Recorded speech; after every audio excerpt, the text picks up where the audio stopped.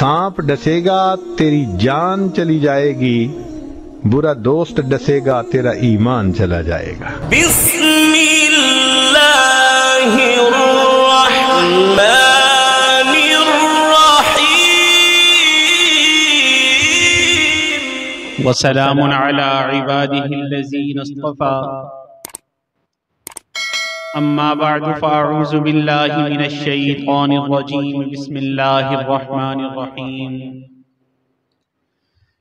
لقد کان لکم فی رسول اللہ اسوۃ حسنہ، وقال رسول اللہ صلی اللہ علیہ وسلم الحیاء شعبۃ من الایمان، او کما قال رسول اللہ صلی اللہ علیہ وسلم اللہم صلی علی سیدنا محمد وعلی آل سیدنا محمد وبارک وسلم۔ اللہم صلی علی سیدنا محمد وعلی آل سیدنا محمد وبارک وسلم۔ اللہم صلی علی سیدنا محمد وعلی آل سیدنا محمد وبارک وسلم۔ اللہ رب العزت نے انسان کو اشرف المخلوقات پیدا فرما کر انسان کو فطری خوبیوں سے مالا مال کیا۔ ان خوبیوں میں سے ایک خوبی شرم و حیا ہے۔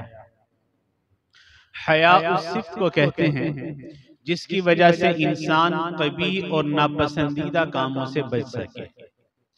نبی علیہ السلام نے اس صفت کی اہمیت کو اتنا اجاگر کیا، فرمایا الحیاء شعبۃ من الایمان، حیا تو ایمان کا حصہ ہے۔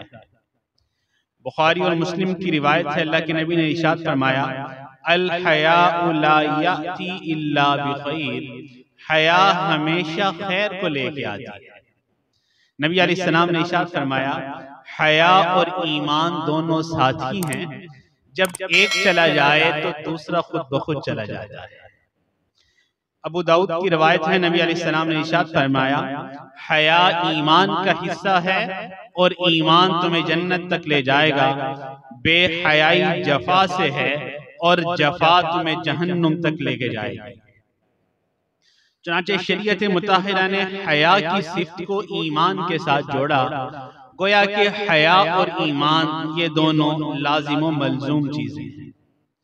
قرآن کریم میں پروردگار عالم نے ارشاد فرمایا والحافظین فروجہم والحافظات والذاکرین اللہ کثیرا والذاکرات اعد اللہ لہم مغفرتا واجرا عظیما، اپنی عزت و ناموس کی حفاظت کرنے والے مرد اور عورتیں۔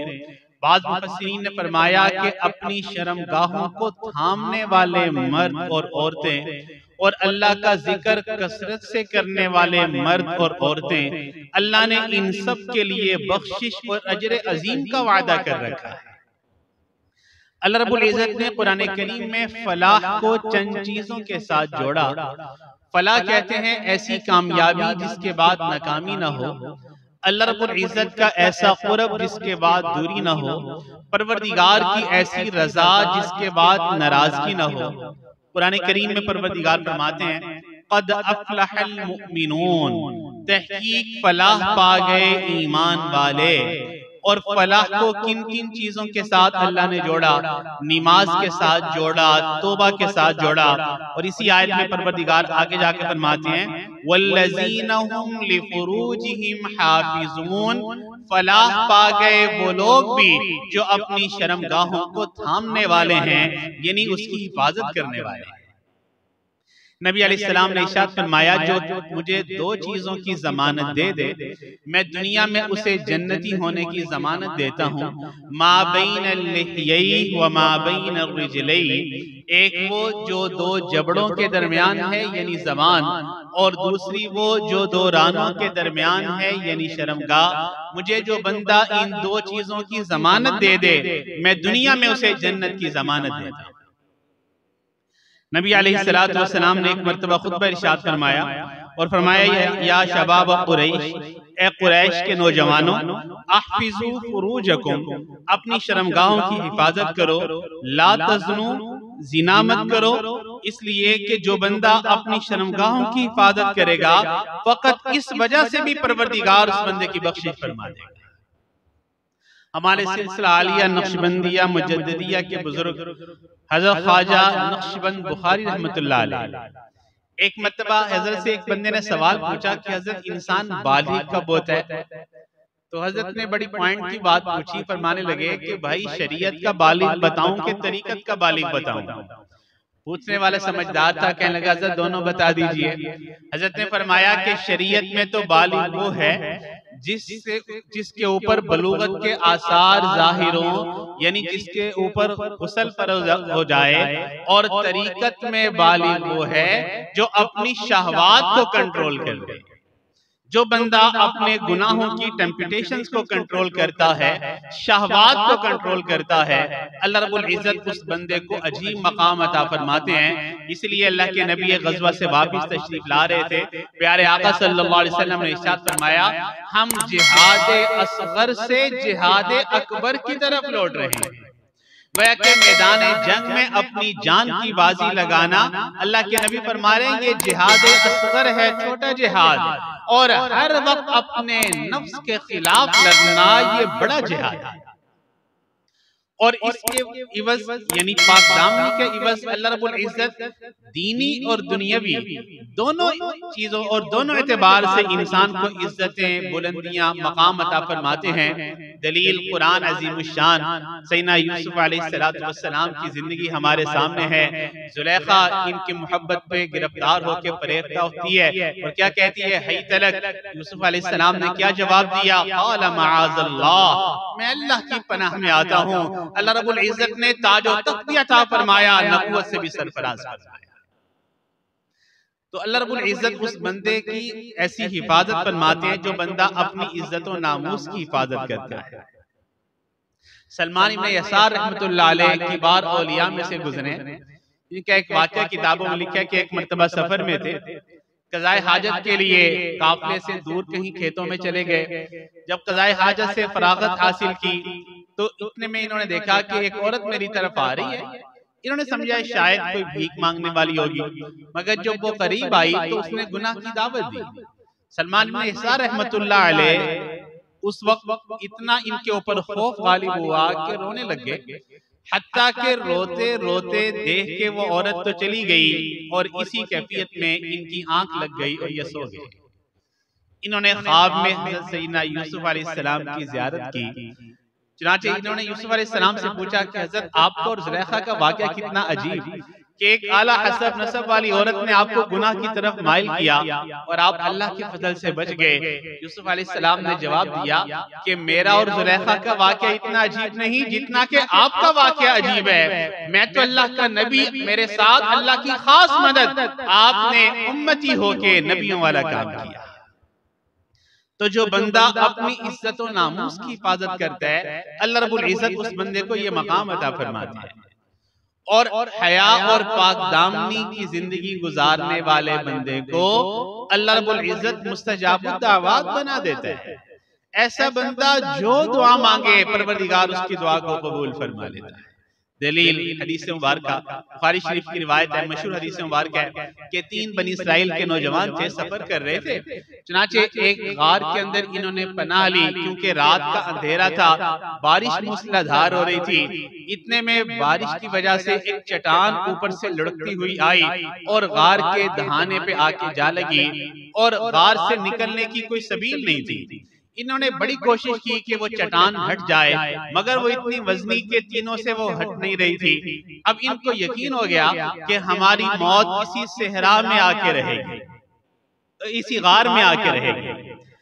اب ان میں سے ایک بندے کے ذہن میں بات آئی کہ چلو کیوں نہ ہم اپنے اپنے اعمال کا واسطہ دیکھ کے اللہ سے دعا مانگے۔ اگر ہم نے کوئی نیک عمل کیا اللہ کے لیے اور وہ عمل اللہ کے ہاں شرف قبولیت پا گیا ہے تو یقیناً پروردگار عالم اس مصیبت سے ہماری جان چھڑائیں گے۔ چنانچہ ایک بندے نے دعا کے لیے ہاتھ اٹھائے، کہنے لگا پروردگار آپ جانتے ہیں کہ میں اپنے والدین کا مطیع اور فرما بردار کہ ایک دن میں بکریاں چرا کے جب گھر آیا تو میرا طریقہ اور عادت یہ تھی کہ میں بکریوں کا دودھ دونے کے بعد سب سے پہلے اپنے والدین کو پلاتا، بعد میں بچوں کو پلاتا، مگر اس دن میرے آنے میں تاخیر ہو گئی، میری والدہ سو گئی تھی، میں دودھ دھو کے پیالہ پکڑ کے والدہ کے سرہانے کھڑا رہا کہ والدہ بیدار ہوں، میں پہلے ترتیب کے مطابق ان کو دودھ پلاؤں۔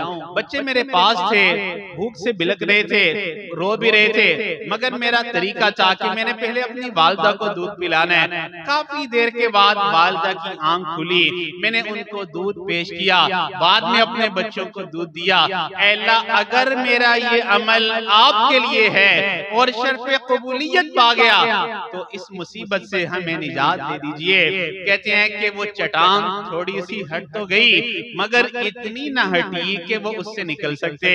اب دوسرے بندے نے دعا کے لیے ہاتھ اٹھائے اور کہنے لگا، پروردگار آپ جانتے ہیں کہ میری ایک کزن تھی، میں اس کی محبت میں گرفتار تھا، میں اسے گناہ کی دعوت دیتا، مگر وہ تقیہ نقیہ پاک دامنہ تھی۔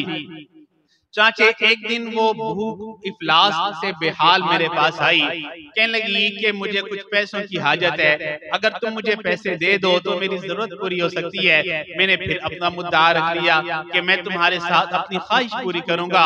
وہ اتنا بے حال تھی اور اتنی قسم پرسی کی زندگی گزارنے والی تھی کہ اس نے میری آفر کو قبول کر لیا۔ جب میں اس کے قریب ہوا گناہ کرنے کے لیے تو وہ رونے لگ گئی۔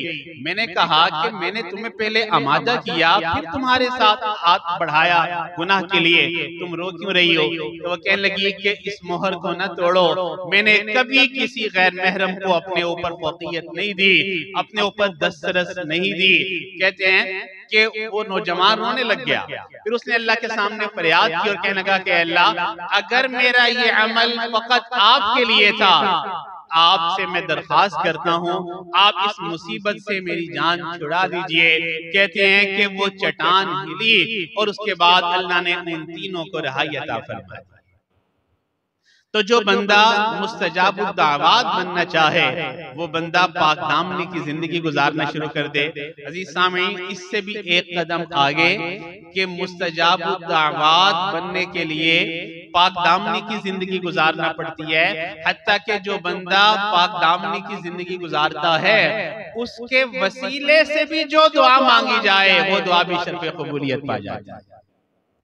اور اس کی دلیل شیخ عبدالحق محدث دہلوی رحمت اللہ علیہ فرماتے ہیں، ایک مرتبہ دلی کے اندر قحط آ گیا، آسمان سے بارش نہیں ہو رہی تھی، زمین سے پیداوار نہیں تھی، انسان تو کیا چرند پرند بھی بے حال تھے۔ ہم لوگ ایک مرتبہ نماز استسقاء کے لیے شہر سے باہر آئے اور اس نیت سے کہ ہم نماز پڑھ کے اللہ سے فریاد کریں گے، یقیناً اللہ کی رحمت ہمارے شامل حال ہوگی۔ ہم نے نماز استسقاء پڑھی، دعا مانگی، خوب اللہ سے رو رو کے فریاد کی، مگر آسمان پہ کوئی رحمت کے آثار ہمیں نظر نہ آئے۔ شیخ عبدالحق رحمت اللہ علیہ فرماتے ہیں، اتنے میں نے ایک سوار کو دیکھا کہ جو دور سے آ رہا ہے۔ وہ سوار جب قریب آیا تو میں نے کیا دیکھا کہ ایک شخص ہے جس نے لگام پکڑی ہوئی ہے سواری کی، اور سواری کے اوپر کوئی سوار ہے اور وہ خاتون ہے۔ چنانچہ وہ قریب آ کے نوجوان پوچھتے یہاں لوگ کیوں جمع ہیں؟ لوگوں نے کہا کہ یہاں قحط ہے اور یہ سب لوگ نماز استسقاء کے لیے اور دعا کے لیے جمع ہیں اور دعائیں مانگ رہے ہیں، مگر رحمت کے کوئی آثار ظاہر نہیں ہو رہے۔ چنانچہ وہ شخص اس سواری کے قریب جاتا ہے اور اس سواری پہ جو سوار تھا اس کا پلو پکڑ کے دعا مانگتا ہے۔ اب اس کی دعا ختم نہیں ہوتی کہ آسمان پہ بادل آتے ہیں اور اللہ کی رحمت رم جم برسنا شروع ہو جاتی ہے۔ شیخ عبدالحق محدث دہلوی رحمت اللہ علیہ فرماتے ہیں کہ میں نے اس نوجوان کو بلایا، کہا کہ بھائی آپ کون ہیں، اپنا تعارف کروائیں، اور یہ سوار جو ہیں یہ کون ہے؟ اس نے کہا کہ میں ایک عام انسان ہوں، یہ سواری کے اوپر جو سوار ہیں یہ میری والدہ ہیں، تقیہ نقیہ پاک دامنہ، اور نہ ساری زندگی انہوں نے کسی غیر محرم کو دیکھا، نہ غیر محرم کو دیکھنے کا موقع دیا۔ چنانچہ میں نے دیکھا کہ آپ یہاں پہ بے حالی کی زندگی میں ہیں، میں نے اپنی والدہ کے پلو پکڑ کے ان کی پاک دامنی کا واسطہ دے کے دعا مانگی، اللہ رب العزت نے دعا کو قبول فرما لیا۔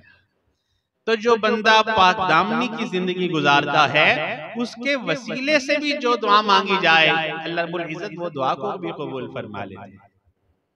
نبی علیہ الصلوۃ والسلام نے ہمیں کچھ دعائیں سکھائیں، فرمایا کہ ان دعاؤں کا اہتمام کرنے پہ اللہ رب العزت نفس کی مکاریوں سے انسان کو بچا لیتے ہیں۔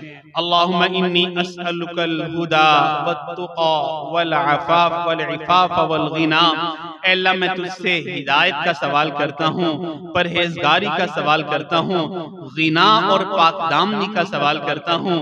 نبی علیہ السلام نے دعا مانگی، اللہم انی اسألک الصحت والعفت والامانت وحسن الخلق، اے اللہ میں تجھ سے صحت کا سوال کرتا ہوں، امانت کا سوال کرتا ہوں، پاک دامنی کا سوال کرتا ہوں۔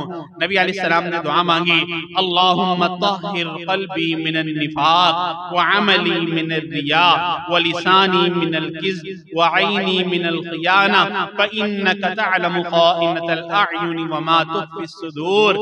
نبی علیہ السلام نے دعا مانگی، ترمذی کی روایت، اللہم الہمنی رشدی واعذنی من شر نفسی۔ لہذا ان دعاؤں کا اہتمام کرنے پہ اللہ رب العزت بندے کو پاک دامنی کی زندگی عطا فرما دیتا ہے۔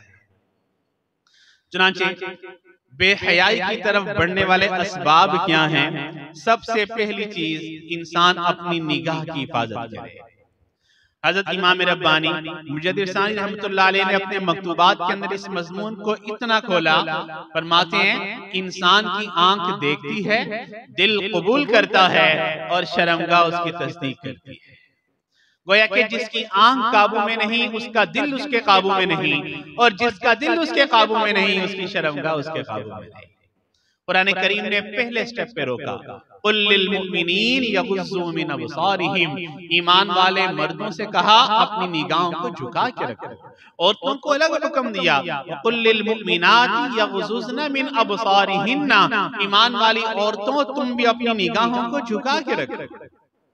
نبی علیہ السلام نے ارشاد فرمایا، النظر سہم من سہام ابلیس متروک، نظر شیطان کے زہریلے تیروں میں سے ایک تیر ہے، من ترکہا مخافتی، جو بندہ اللہ کے خوف سے اس کو بچاتا ہے، یجد حلاوت الایمان، اللہ اسے ایمان کی حلاوت عطا فرما دیتا ہے۔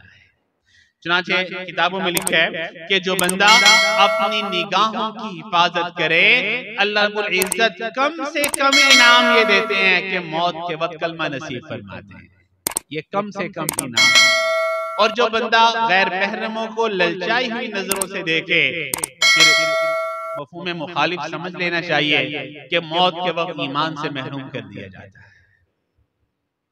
نبی علیہ السلام نے ارشاد فرمایا، لعن اللہ الناظر والمنظور الیہ، اللہ کی لعنت ہے غیر محرموں کو دیکھنے والے کے اوپر، اور اس عورت کے اوپر بھی اللہ کی لعنت ہے جو اپنے آپ کو غیر محرموں کو دکھاتی ہے۔ اللہ کے نبی نے جب لعنت بھیجی، عزیز سامعین، اس سے بڑھ کے اور کیا چیز پیچھے رہ جائے۔